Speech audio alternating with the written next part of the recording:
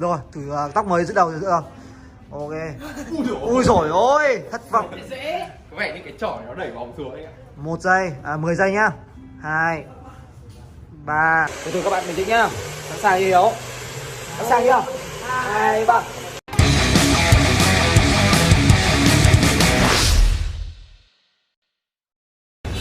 Xin chào mọi người. Đây là đâu ở Trung? Đây là nhìn anh em này sẽ hiểu anh ạ. Sai. Ok. Thì nhân dịp là Việt Nam vừa mới chiến thắng đội tuyển Malaysia và sắp tới đá với cả Indo, nên hôm nay mình quyết định cho cả nhóm mình lột xác. Lột xác. Nhưng mà em lột rồi. Trung thì lột xác rồi. Anh đang muốn là làm cho nhóm mình là cả nhóm tóc xoăn luôn. Tại vì Trung tóc xoăn rồi này, Văn Anh tóc xoăn giống kiểu Văn Thanh và Neymar rồi. Thì bây giờ là đưa Hiếu này, Việt Anh và Khủng Long Kiệt Béo ra quẩn cho nó xoăn hết luôn. Tóc anh thì xoăn rồi, tóc anh xoăn tự nhiên rồi. Đấy bảo. Nhưng mà bây giờ mình chơi của Hiếu đi. Lại trêu. Tại vì các bạn biết tóc của Hiếu nó đang màu rất là xấu. Tí nữa mình cho nó trẩu hơn đi. Nhuộm cho nó màu tím hay gì hay màu hồng ý cho nó chết. Anh sau một tí em lên mà em bảo là thôi anh nhuộm màu nâu nâu cho đỡ trẩu. Được. Còn Việt Anh thì cho màu tím luôn nhá. Ok. Còn Việt Anh thì chúng ta biết là Việt Anh rất là hiền rồi. Tí nữa cho kiểu tóc thay đổi cũng xoăn em bình thường, cứ bảo cách bình thường. Xoăn bảo là xoăn nó không làm đâu. Mình cứ bảo là làm tóc bình thường thôi là nó sẽ cắt. Bố mẹ nói anh á. Bảo cách bình thường thôi. Ok không? Thôi về mình bắt đầu lên. Kể ta cũng thế cho giống kiểu ấy luôn. Ok. Nhá, mọi người lên xem nhá. Đây này, ba thanh niên đang ngồi chơi với nhau này. Mới hù em hù. Hello. Anh có biết anh hẹn mấy giờ, bây giờ là mấy giờ rồi không? Anh bảo rồi anh phải căn giờ giống em này, em Anh còn căn, anh còn đi ăn cái bánh mì rồi anh ra vẫn muộn. Tại anh hẹn em muộn. Anh hẹn em đúng 5 giờ này, em còn chưa thay quần áo đâu. Bây giờ mấy giờ? 6 giờ 17. Mày nghĩ ra thay. 6 giờ 17 rồi anh này. Ok thì bây giờ là hôm nay sẽ lột xác cho ba anh em nhá. Để ra đâu anh ạ. Tóc tai này, đùa đi Thái Lan về tóc nhiều màu quá, tóc tai chán ra thể thống ông gãy kìa. Chán quá. Ông này tóc mãi kiểu này xấu như con gấu. Trông mày trông như thằng dở hơi ấy. Rồi. Đây này, tóc bây giờ phải như Trung này mới là mốt này. Thấy không? Tóc Văn Anh cũng mốt đúng không? Sẵn sàng lột xác chưa? Ok nhá, bắt đầu luôn này. Cho anh em phải xếp một đồ cho anh một ở bên nước mát ạ. Hội đầu nước ở với nước mát. Nước mát. Cái tài đúng là được một cô gái xinh đẹp hỏi như thế mà không nghe được cũng là tay ngã ngã rồi. Đây. Cảm giác bây giờ sao? Phê. Đã làm gì đâu mà phê. Đây, chị chưa làm gì. Đây bây giờ này. Thích không? Thích rồi. Anh ơi, hôm nay có đợt hay chỉnh gió chưa làm gì đã phê. Chưa phải như bạn anh hôm trước đi. Phê chưa? Phê không? Chưa làm gì đã phê rồi. Phê. Rồi, đây mới Ui, khủng long. Mặt trông cũng phải sung sướng ấy. Phê không? Sướng. Cái thằng này Đang hỏi phê không đâu bảo sướng. Bây giờ anh đang nghĩ này, thằng này mặt nó to này, nó mặt nạ ra được rồi. Mặt nạ nào vừa với mặt thằng này? Không có mặt nạ vừa mặt thằng này luôn. Thế nhưng mà anh em mình đang hỏi là phê không, nó bảo nó sướng ấy ạ. Thế nào anh? Không thể hiểu nổi. Rồi. Chưa đến mức phê. Nhưng mà phê bây giờ phê Đây là được một đôi bàn tay trắng trẻo. Sướng rồi. Sướng rồi. Em ơi cứ rửa cho nó khoảng tiếng đồng hồ cũng được. Phê không anh? Cũng bình thường. Chưa đến lúc rồi, chưa đến lúc rồi. Ghê. Chắc Hiếu là trải nghiệm nhiều rồi. Đúng rồi đấy. Đúng rồi đấy, nghe có tiền mà. Wow. Ôi, cái tông đẹp trai quá nhỉ. Đẹp trai. Đấy, đi cắt kiểu gì em về đây? Em theo anh Phúc thôi. Thì anh Phúc hôm nay định cho về anh cắt kiểu Cắt gì? bình thường thôi, cắt ngắn thôi mà. Cắt ngắn bình thường hai bên này đúng không anh? Ok. Nói chung là không cầu kỳ đâu, làm đơn giản rồi đi học nhá. Yên tâm nhá. Rồi chuyển sang anh Hiếu đi. Đây là Hiếu các bạn ơi. Em vui. Anh nghĩ anh Hiếu đầu này chỉ trâu quá, nhìn sơ chỉ trâu hay là nhuộm màu nâu đi anh? Nâu nó bớt chỉ trâu. Anh định nhuộm nâu bớt chỉ trâu mà. Đâu nó chỉ trâu nó xanh tóc như này trông đồng là thật. Xong rồi còn trắng trắng này. Hôm nọ anh thấy bố mẹ nó chửi suốt luôn. Anh bảo thôi nhuộm màu nâu đi cho nó đẹp trai. Nhuộm nâu cả ấy kiểu hát sang xoăn ấy, nhìn nó cho nó đẹp, kiểu hàn xẻng nhá. Nâu nhá, chốt nâu nhá. Chốt đâu? Ok. Đây, bắt đầu giống bà thím rồi đấy. Nghĩ sao về tóc mới này của mình? Em không biết có đẹp hay không. Cắt chọc đi. Tại vì em chưa cắt rồi. Cắt kiểu này đơn giản lắm. Nó chỉ là tóc em sẽ đẹp hơn thôi, dựng lên thôi. Thẳng tắp, tóc thẳng tắp phải chung nhỉ? Tóc thẳng tắp luôn. Không bị xoăn gì đâu. Khi uốn hơi đau anh. Đau không? Kiểu Uốn sướng thì không cái này là đau. uốn lên nhưng mà nó không bị xoăn tóc đâu, yên tâm nha. Uốn thì mà không xoăn đấy. Không xoăn đâu, yên tâm nha. Uốn này uốn kiểu uốn giả vờ ấy. Yên tâm không xoăn đâu. Ui, anh nhớ tiêu kia này đây. Nhỏ không biết. Đây là anh làm tóc cho Hiếu. Bây giờ nhé, chúng ta sẽ làm một clip, em làm một clip ấy, thì anh nhuộm cho nó cái màu nào trầu trầu tí. Màu khói tím anh ạ, màu đấy trổ nhất luôn. Chứ đừng cái nhuộm màu nâu, nãy chỉ giả vờ nó màu nâu để cho nó thế thôi. Đây là mình đang trêu nó nhá. Ok nhá, ok. Thế anh xuống phát thuốc của bọn em nhá. Ok. Ui, sao lâu đấy nhỉ?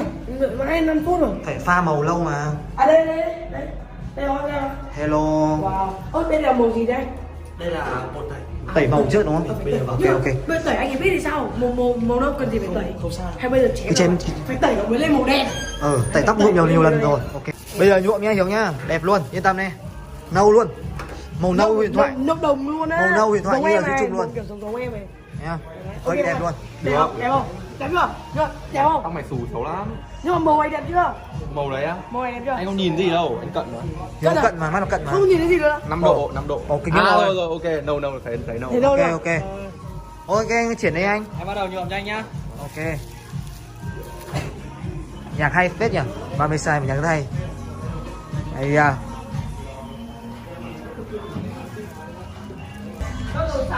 Rồi ơi, chúng ta thấy là Việt Anh đang trông giống kiểu thầy tu. Thấy sao? Đấy. Rất là ngầu luôn, Hiếu đây. Hiếu đang Anh ơi, sao em tưởng nhuộm màu nâu là nhuộm màu nâu mà. làm sao sót Cái tóc mày kiểu để lâu rồi, kiểu màu nó thấy phải nhuộm lâu, mất công hơn nhá, phải đợi đi. Bình tĩnh thôi. Nhá, cố gắng nha. Đẹp trai mà. Muốn đẹp luôn. Muốn đẹp trai mà muốn trở về với tóc nâu huyền thoại thì phải mất thời gian một tí rồi. Rồi, mất thời gian rồi. Yên tâm. Nó có tí mà anh. Tại vì tóc em hôm trước là bị loang màu, nhiều màu quá, loang quá nên mình phải lâu. Chứ không thì làm tí là xong đúng không Trung? Chưa xong. Cứ bình tĩnh thôi, không chứ Trung làm Thằng Trung nó có nhuộm đầu. Có nhuộm hơn. nhuộm nhanh mà, bình thường nhanh lắm. Chẳng qua là ôi, Anh không thấy tóc em màu nâu nâu này à? Trung à. Em Cái gì? không. Có gì gì? Đẹp vãi luôn. Đẹp rồi. Đi soi gương mà xem đẹp Màu đẹp luôn. vãi luôn. Màu gì đấy? Màu nâu. Nâu, Màu giống em. Kìa. màu mà nó cực kỳ hợp với em luôn. Em Cực kỳ trai hợp luôn. luôn. Tông sợi tông nhỉ? Tông sợi tông. Tông sợi tông luôn. Chuẩn luôn. Gì đấy? Em trai đẹp không? Thật mà, bình tĩnh, yên tâm, cứ yên tâm. Anh cứ nhìn em. Rồi. Wow, đẹp trai quá. Đẹp trai chưa? Đẹp trai. Hợp tông chưa? Gì? Trung thấy Đẹp trai đâu. hợp màu gì nữa, tóc vàng áo vàng còn gì nữa. Sao mình thấy Thấy gì lạ đâu. Bây giờ mới lên màu này anh này. Không phải, nãy là bây giờ vừa xong mà tẩy để bây giờ mới nhuộm nâu. Đùa đấy, bây giờ mới thật này, bây giờ mới Bây thật. giờ mới nhuộm nâu này. Bây giờ nâu thật. Này tóc mày nó hai màu loang lổ lên mới thế. Thật. em đã không định trầu rồi anh ấy còn lại. Không có chậu đâu, bây giờ nhuộm màu nâu thật. Yên tâm ra ghế. Nâu đúng không anh? Nâu mà. Đây này, tóc nâu môi trầm mà. Em bây giờ đang tháo hết các cái lọn trên đầu ra. Xoăn rồi đấy, đẹp trai rồi. Đẹp trai rồi. Anh ơi, làm gì có xoăn đâu nhỉ? Tóc này thấy sao? Cảm giác bây giờ sao? Em đã được nhìn đâu. Nói chung là tóc em bây giờ cực đẹp luôn. Thật ra là đây là mình không phải là đi làm xoăn đâu, mình cuộn lại cho nó đẹp thôi. Hiểu không? Yên tâm. Nói chung là đi học không bị nói là cô giáo với bố mẹ không nói gì đâu nhá. Yên tâm. Cứ bình tĩnh tận hưởng nhá. Sướng không? Sướng. Vẫn sướng à? Ok. Kéo. Bây giờ tôi sẽ tháo đâu. Cảm giác bây giờ sao? Bây giờ đang rất là vui sướng, cháu tóc mình như nào? Rất đẹp luôn. Quấn lên trông như bà thím nhỉ.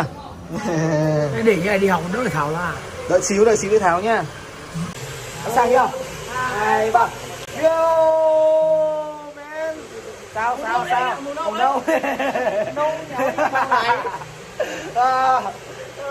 Nhưng mà đẹp không? Đây là màu gì? Màu khói à? Khói tím nhá. Được. Em đang không định phải trâu rồi, anh lại cho em phía anh phải trâu. Khói tím và có một pha một chút uống săn nhẹ các bạn. Khá là đẹp luôn. Rất là Hàn Quốc và rất đẹp trai. Đẹp trai. Thôi, không muốn trẻ trâu, anh không sao, thế là đẹp. Trâu thì đẹp trai thôi. Bây giờ chúng ta sẽ ra gặp Nốt Kiệt với cả Việt Anh xem sao nhá. Ok, và hai thanh niên đã xong rồi đây. Wow. Một mái tóc xoăn và kiểu sport rất đẹp. Wow. Hiếu ngồi vào luôn nào. Rồi. Trung đâu vào luôn. Đây các bạn thấy không? Như vậy là đủ một team phải nói là tóc xoăn và phồng bềnh rất đẹp luôn. Nguyên team Ok cạo không? đầu hết. Ok. Nguyên team cạo đầu hết. Tuyệt vời các bạn ạ. Anh có bóng ở sau thử lấy ra xem tóc mới chơi bóng xem này không? Ok không anh em? Đấy, hôm nay mang quả Champions League đi. Quả mới à? Còn nguyên tem. Kinh luôn. Nào Hiếu cho anh nghe, Hiếu chơi trước đây Hiếu. Nào làm vài quả cho mọi người cùng xem. Xem tóc mới chơi bóng có đỉnh không? Chơi đầu à? Chơi gì cũng được. Ôi, tóc mới. Đây. Test tóc mới bằng chân. Ok. Tết tóc mới bằng chân. Đấy, rồi ôi. Phải nói là Lên đầu nhá. ok nào. Ồ. Vâng, các bạn thấy không, mái tóc mới có khiến cho Hiếu trông vẻ đẹp trai hơn hẳn. Đấy, bồng bềnh với cái sóng lượn tuyệt vời, hay quá. Ok, Ok. Chơi đi em. Chơi đi em. chơi đi em. Chơi đi em. Rồi, thử tóc mới giữ đầu rồi. Ok. Ui rồi ôi, thất vọng. Dễ. Có vẻ như cái chổi nó đẩy bóng xuống ấy ạ. 1 giây, 10 giây nhá. 2 3 4 5 6 7 8 9 10. Ok rồi. Như vậy đây. Ôi trời, mọi người mà đứng xem hết rồi. Không phải cái tóc này. Trời ơi. À, ui kinh. Ui, sao giỏi nhỉ? Có kính. Sao Kiệt tay giỏi nhỉ? Cái chỏm tóc còn giữ ấy nào. Ăn dã. Giữ thật à? Anh cứ tưởng nó dựa vào kia. Ôi, rồi, đấy các bạn thấy không? Bình thường Kiệt béo là không, khủng long là không biết chơi bóng luôn. Thế mà nay đầu mới lại giữ đầu luôn. Rất là khá bảnh. Ok, tuyệt vời. Giữ đầu rồi. Chúng ta đã có một cái tóc rất đẹp rồi. Và hôm tới là mọi người sẽ cùng cổ vũ đội tuyển Việt Nam với cả Indo đúng không? Em nghĩ tỷ số Việt Nam Indo bao nhiêu? 3-0 anh ạ. 3-0. Thôi, đá sân khách nhà người ta ăn nhẹ 1-0 thôi. Em nghĩ ăn nhẹ 1-0 thôi. 2-0 anh ạ. 2-0 rồi. Ok, cảm ơn các bạn đã xem video này. Và chúng ta đã có mái tóc đẹp rồi. Chúng ta cùng chờ đón trận đấu Việt Nam và Indonesia nhé. Bye bye cả nhà.